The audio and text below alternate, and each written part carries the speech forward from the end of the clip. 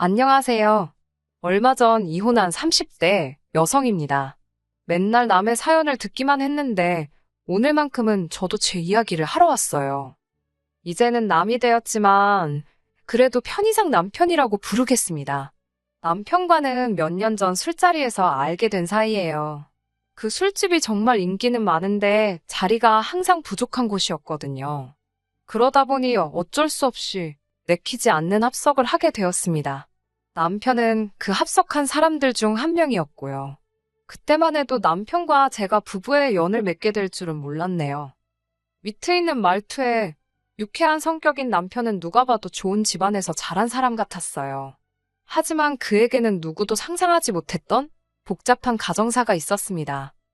사업을 하시는 아버지와 전업주부이신 어머니 밑에서 평범하게 자란 저와 달리 남편은 아주 어렸을 때 일찍이 어머님을 잃었대요. 이후로는 아버님과 할머님의 손에서 자랐다고 했어요. 문제는 남편을 돌봐주셔야 했던 아버님의 건강이 좋지 못했다는 거지요. 게다가 경제적으로도 여유가 없는 상황이었고요. 어쩔 수 없이 아버님께선 성치 않은 몸으로 막노동을 하시며 돈을 버셨고 집안일을 비롯한 남편을 돌보는 일은 할머님의 몫이었다고 합니다. 그래서인지 아버님과 할머님에 대한 남편의 효심은 이루 말로 표현할 수 없을 만큼 컸어요. 저는 이런 남편의 상황이 저희 결혼에 영향을 미칠 거라고 생각하지 않았습니다.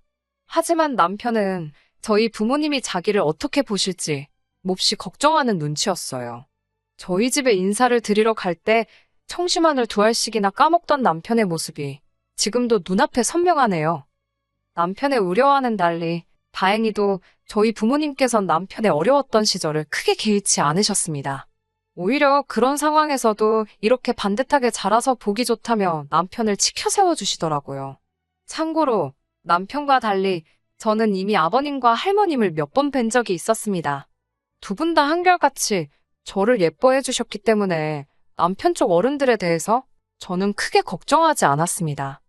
본격적으로 결혼 준비를 하게 되면서 남편의 재정 상황도 알게 되었습니다. 전에도 연봉이라던가 대략적인 건 알고 있었기에 큰 걱정은 없었어요. 아무래도 아버님이나 할머님 두 분 다 경제활동을 하실 수 없는 상황이었으니 적고 가는 부분도 있었고요. 하지만 그럼에도 불구하고 제 예상보다 훨씬 좋지 못했던 남편의 재정 상황이 당황스럽긴 했습니다. 솔직히 말하자면 친정 부모님께 어떻게 말씀을 드려야 하나 싶더라고요. 하지만 제 염려와는 달리 친정 부모님은 돈이라는 게 원래 있다가도 없고 없다가도 있으니 너무 걱정하지 말라 하셨습니다. 젊은 남녀 둘이서 열심히 알뜰히 살면 못 이룰 게 없다 하시면서 당장 필요한 것들은 당신들이 도와주신다고요. 너무 감사한 일이었어요. 하지만 결혼식을 올리고 얼마 지나지 않아 비극적인 사건이 생겼습니다. 아버님과 남편을 키워주신 할머님 두 분 모두 몇 달 간격으로 세상을 떠나셨거든요. 전 세계적으로 큰 비극을 불러왔던 그 전염병 때문에요. 아버님과 할머님을 2달 간격으로 잃은 남편은 세상을 잃은 사람처럼 보였습니다. 제가 아무리 노력해도 그분들의 빈자리를 채워줄 수는 없었지요. 남편은 아버님이나 할머님께 해드리지 못했던 많은 일들을 후회하고 있었습니다. 특히나 손주를 안겨드리지 못했다는 것에 매우 슬퍼했고요. 설령 허니문 베이비를 가졌다 치더라도 불가능한 일이었다는 걸 알았으면서도 남편의 자책은 저로 하여금 죄책감과 미안함을 갖게 했습니다. 동시에 저는 억울한 마음도 있었는데 이유는 아이를 천천히 갖자고 한 건 남편이었거든요. 다른 남자들과 달리 남편은 아이를 키우는데 적극적으로 관여하고 싶어 했습니다. 가정적이고 다정한 아버지가 되고 싶다나요. 문제는 남편이나 저나 비슷한 수준의 중견기업을 다니고 있긴 했어도 복지나 이런저런 처우를 비교하면 큰 차이가 존재하고 있었습니다. 그래서 남편은 출산휴가나 육아휴직을 좀 더 마음 편하게 쓸 수 있는 회사로 이직을 준비 중이었어요. 일단 자기가 이직에 성공하면 아이를 갖자고 했습니다. 본인도 아버님이나 할머님이 그렇게 일찍이 갑자기 돌아가실 줄은 몰랐겠지요. 그렇다고 해도 제 옆에서 자꾸 아이를 못 보여드렸다며 속상해하니 마치 저를 탓하는 것처럼 들려서 너무 괴로웠어요. 하지만 이 일로 저희가 이혼을 결심하게 된 건 아닙니다. 저희가 이혼을 하게 된 건 이후에 발생한 일련의 사건들 때문이에요. 두 분이 떠나시고 얼마 지나지 않아 돌아가신 줄만 알았던 남편의 어머님께서 저희 부부 앞에 나타나셨습니다. 남편보다 4살 많은 결혼한 신우와 함께 말이지요. 이 두 사람의 등장으로 저희 부부 사이는 완전히 어그러지게 되었습니다. 처음엔 남편도 저도 당신이 친모라고 주장하는 어머님을 믿을 수가 없었어요. 죽은 줄만 알았던 어머님이 살아계실 거라고, 그리고 이렇게 다시 모습을 보이실 줄이야. 누가 상상이나 했을까요? 게다가 남편은 어머님의 얼굴을 전혀 기억하지도 못하는 상황이었습니다. 결국 어머님이란 분께 양해를 구하고 유전자 검사까지 해야만 했네요. 지금 생각해보면 이때부터 어머님은 이미 저를 싫어하셨던 것 같아요. 자기를 의심했다는 이유로요. 검사 결과 어머님은 남편을 낳아주신 친어머니가 확실했습니다. 하지만 여전히 아버님이나 할머님께서 왜 어머님이 돌아가셨다고 거짓말을 하셨는지에 대한 의문은 풀리지 않더군요. 며칠 동안 남편과 상의한 끝에 어머님께 왜 그동안 연락을 하지 않으셨는지 여쭤보았습니다. 그러자 어머님께선 믿을 수 없는 이야기를 전해주셨어요. 아버님이 당신을 때리셨고 그걸 견디지 못한 당신이 집을 나갔으며 이후로 할머님께서 어머님이 아들인 남편에게 몇 번이고 연락하려고 한 걸 회방을 놓으셨다면서요. 솔직히 저는 어머님의 말씀을 믿을 수가 없었습니다. 비록 오랜 시간은 아니었지만 제가 겪은 아버님과 할머님은 정말 좋으신 분들이셨거든요. 무엇보다 어머님 말씀대로 그렇게 나쁜 분들이셨다면 왜 남편에게 아파서 돌아가셨다고 말씀하셨을까 싶더라고요. 얼마든지 어머님을 나쁜 여자, 못된 엄마로 표현하실 기회가 있었는데 말이에요. 게다가 남편보다 4살 많은 신우의 존재도 이해가 되질 않았습니다. 신우와 남편은 생긴 것도 판이하게 달랐고 신우는 유전자 검사 같은 건 절대 안 할 거라고 버텼거든요. 그러면 안 된다는 걸 알면서도 자꾸 이상한 생각이 들었습니다. 제가 너무 막장 드라마를 많이 봤나 싶을 정도로 머릿속이 복잡해져만 갔어요.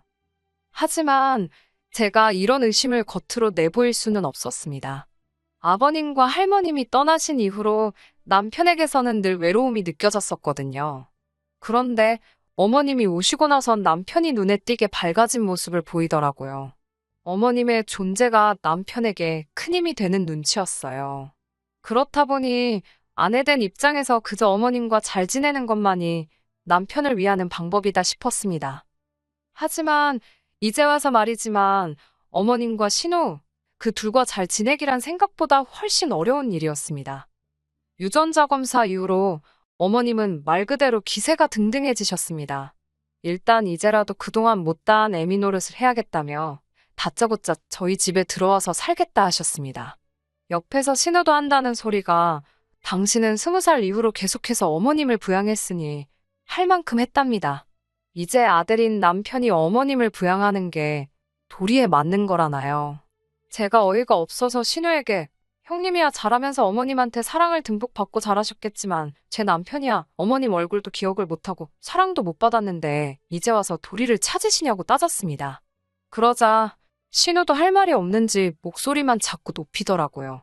급기야 윗사람이 하라면 하면 되지 않냐는 어디선가 100번쯤은 들어본 듯한 말을 내뱉으면서 저더러 모처럼 상봉한 모자지간을 끊어놓을 셈이냐입니다. 하지만 제가 아무리 치열하게 싸우면 뭘 하나요. 남편이 우유부단하고 가타부타 말을 못하니 아무짝에도 소용이 없더라고요. 남편은 급기야 저에게 딱 1년만이라도 같이 살면 안 되겠냐고 애걸복걸 부탁을 했습니다. 어머님이 어떤 사람인지 너무 궁금하다면서 자기도 어머님의 사랑을 받아보고 싶다나요.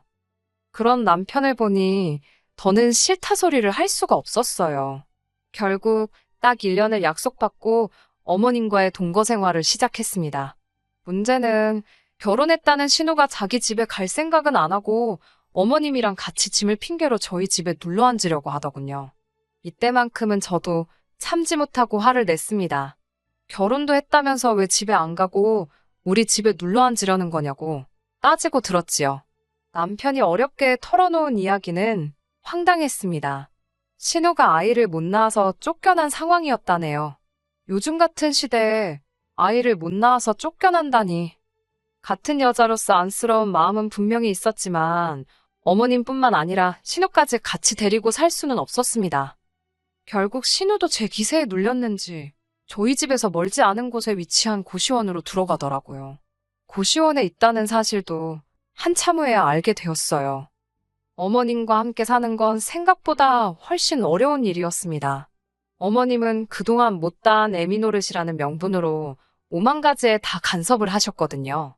심지어 남편이 메고 나가는 넥타이 색깔까지도 신경을 쓰셨습니다. 현관에서 남편을 배웅하는데 어머님이 저와 남편 사이에 서서는 넥타이를 다시 가져오라 하시고 손수 남편 머리를 만져주셨습니다. 신혼생활에서 제가 소소하게나마 즐기던 것들을 당신이 다 하려고 드셨지요. 이걸 어떻게 받아들여야 하는 건지 감이 안 오더라고요. 무엇보다도 남편이 어머님의 그런 행동들을 즐거워하는 눈치였습니다. 그러니 제가 서 있을 곳이 하루가 다르게 줄어드는 느낌이었어요. 그런 어머님과의 동거 생활로 한껏 지쳐가던 올해 봄이었습니다.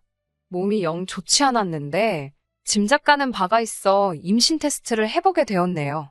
그리고 제가 아이를 가졌다는 사실을 알게 되었습니다. 솔직히 말하면 기쁨과 떨떠름한 마음이 반반이었어요. 저는 일단 남편에게 제 임신 소식을 따로 알렸습니다. 남편은 제 예상보다도 더 기뻐해 주더라고요. 아버님과 할머님께 못한 효도를 이제라도 할 수 있게 되었다면서 저더러 너무 고맙다 했습니다. 하지만 어머님의 반응은 지금 다시 떠올려도 정말이지 큰 상처로 남아 있습니다. 어머님은 일단 소위 밥상머리에서 남편이 재수없게 아버님과 할머님 이야기를 꺼냈다며 노골적으로 기분 나쁜 티를 내셨습니다. 사실 어머님은 돌아가신 아버님과 할머님을 대놓고 미워하고 싫어하셨어요. 반면에 남편은 자신을 키워주신 분들이고 그분들께 큰 사랑을 받았기 때문에 그런 어머님의 반응을 받아들이지 못했지요. 어머님이 그런 반응을 보이실 때마다 이러지도 저러지도 못하는 남편을 보면 참 안쓰러웠습니다. 남편은 어머님과 정말 잘 지내고 싶어 했거든요. 마치 돌아가신 아버님과 할머님이 자기를 가엾게 여겨 어머님을 보내주신 것 같다면서요. 제가 보기엔 말도 안 되는 소리였지만요. 결국 어머님께 축하한다는 말 한마디 제대로 듣지 못했습니다. 처음부터 큰 기대가 없었기에 실망도 없을 줄 알았어요. 하지만 생각보다 훨씬 마음이 아프더라고요. 게다가 며칠 뒤 신우로부터 연락을 받았습니다. 신우는 날카로운 목소리로 애를 가졌냐고 묻더라고요. 저는 제가 죄를 진 것도 아닌데 저에게 짜증스러운 목소리로 신경질을 부리는 신우를 이해할 수 없었습니다. 저도 신우의 목소리에 한껏 예민해져 살살맞게 그렇다 했더니 뜬금없이 저더러 임신한 게 벼슬이냐며 소리를 지르더라고요. 제가 애 떨어지겠다고 왜 그렇게 소리를 지르냐고 받아쳤습니다. 그러자 저더러 계속 그렇게 애 가진 유세를 부릴 거냐며 알아듣지도 못할 소리를 떠들어대더니 혼자 전화를 끊어버리더군요. 이때만 해도 별 미친 여자가 다 있다 싶어서 상종을 말아야겠다 싶었습니다. 그날 밤 저는 남편에게 살면서 가장 황당한 소리를 듣게 되었습니다. 남편은 참담한 얼굴로 저를 쳐다보더니 이번엔 저희가 양보하자 했습니다. 제가 뜬금없이 뭘 양보하냐고 물으니 신우가 먼저 아이를 가질 때까지 기다려야 할 것 같다대요. 원래 눈치도 빠르고 말귀도 잘 알아듣는 저인데 이때만큼은 도대체 남편이 무슨 소리를 하는 건지 알 수가 없었어요. 남편은 계속해서 말 같지도 않은 소리를 이어갔습니다. 어머님이 하신다는 소리가 제가 신우가 애를 못 가져서 쫓겨난 걸 뻔히 알면서 신우 한 방 먹이려고 임신을 한 거냐며 노발대발 하시더랍니다. 그러면서 신우 상처받을 건 생각 안 하냐고 남편에게도 굉장히 뭐라고 하셨다는 거예요. 그게 무슨 말도 안 되는 소린지 어이가 없더라고요. 제가 남편에게 그 말을 믿냐니까 당연히 믿지 않는다면서도 아이는 언제든지 또 가질 수 있지 않냐입니다. 저나 자기는 아직 한참 젊으니까 이번엔 포기하자더군요. 뭐라 할 말이 없었습니다. 제가 그래서 지우자는 거냐고 물었더니 일전에 어머님과 같이 살자며 애걸복걸하던 때와 마찬가지로 또 저에게 나약한 모습을 보이더군요. 그러면 어떻게 해야겠냐면서요. 자기는 어머님도 누님도 저도 다 소중하다면서 이번 한 번만 저더러 이해해달라고 어린애처럼 우는 게 아니겠어요? 저는 남편의 그런 모습에 어처구니가 없었고 더는 믿고 살 수 없겠다 싶었습니다. 결국 다음날 남편에게 말하지 않고 혼자 병원으로 향했어요. 친정 부모님에겐 아직 제가 임신했단 이야기도 하지 않았던 터라서 솔직히 다행이다 싶더라고요. 친정 부모님 가슴에 대못을 박지 않아도 된다 생각하니 그나마 마음이 낫더라니까요. 병원에 도착해서 일단 이런저런 검사를 받기 시작했습니다. 사실 테스터기만 한번 해보고 일이 바빠 병원도 오지 못했었으니까요. 그런데 이게 웬걸 저는 임신이 아니었습니다. 의사 선생님 말로는 아주 간혹 어떤 이유로 두 줄은 보였으나 임신이 아니거나 자연유산이 되는 경우가 종종 있답니다. 이건 뭐 웃어야 할지 울어야 할지 그래도 이렇게 된 거 남편에게는 수술한 척 해야겠다 싶었습니다. 솔직히 이때는 저도 남편에게 상처를 주고 싶었어요. 남편은 저더러 어딜 다녀왔냐 물었고 저는 최대한 피곤하고 힘든 모습을 보이며 당신이 원하는 대로 했다고 했습니다. 그러자 남편은 제가 임신했을 때보다 더 반가운 표정으로 정말 저 같은 여자는 세상에 없답니다. 소름이 끼치더라고요. 어머님이라고 별반 다를 바가 없었습니다. 당분간 당신 딸에게 시간을 주잡니다. 일단 신우만 임신하고 나면 제가 하고 싶은 대로 하라나요. 제가 어머님을 바라보며 그런데 집에서 쫓겨난 주제에 무슨 수로 임신을 하냐고 물으니 어머님이 허를 찔린 듯한 표정으로 절 바라보셨습니다. 제가 아무 남자나 붙잡고 그걸 할 것도 아니고 혼자서 무슨 수로 애를 갖냐고요. 못 갖는 게 정상 아니냐고. 그리고 전부터 궁금하던 건데 왜 신우만 데리고 나가셨냐고 물었습니다. 혹시 남편이랑 신우랑 배다른 남매인데 다아버님 자식이라고 거짓말해서 키우시다 들킨 거 아니냐고 따져댔지요. 지금 생각해보면 저도 할 말 못할 말 안 가리고 마구잡이로 했네요.